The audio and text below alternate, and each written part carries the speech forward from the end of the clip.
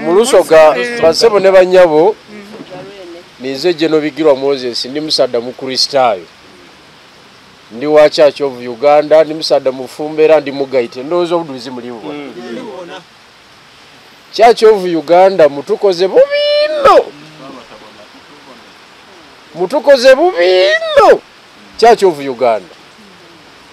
wazira ndikiriza ya idini wanesinze ku promotinga corruption nganga likani church ekisoka church yefula nti neri mu buyinza mbwena ale mu bayibwe mbona abali mu government omuntu azira sente ditegerekeka takola makulu mu church dayiwe omuntu azira nzere ewaife busoga yenva isaba dinkoni naba atwala district aye wabali kusaba obaide kulumbe omuntu ayina sente ningi kulumba okwo nego batwala ngo omulizi owensonga olokubanga ajage makakaire akawe isaba dinkoni mbwago mafuta go sebo baba we bali kuida olokubanga ajage makakaire akawe omufirwa ayenga sente dalugudo de tuliko cha kulumbe sente dairo waliro de tuliko cha kulumbe Church of Uganda baba bishop aba bishop ajitwala archbishop baba yona ifendigado tuli kutegeza nti bota leading ruta olulo lwokulwanyisa corruption twida ku leadinga twida mu leadinga ifebeni twida kuira mu maiso atwire kuki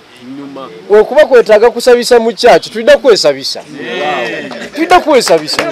because twena Bible tugikola ki tujidi bulungi aya mazima geno okututubyanga abayibi mu machachi okututubyanga abayibi mu nimbe okututubyanga abayibi kumbaga ensonga eyo je tuli kulangirira olwalero ntiekomye ntiekoze ki ekomye tetujja kuyikiriza kwira mu kudogebwa basada bayibi omusada ida kulumbe ya badogawo aide ne milioni 5 ajadi sazana ku mulambo ogu ayenga mwibi nga musada mwibi mwe nawe ile milimo so basawe ne banyo balwandi banange mwe bale kuzukuka mwe bale kuida tutandike ensonga eno abayibi tujja kuba wangula batono ine ekisooka they are very few batono ino ate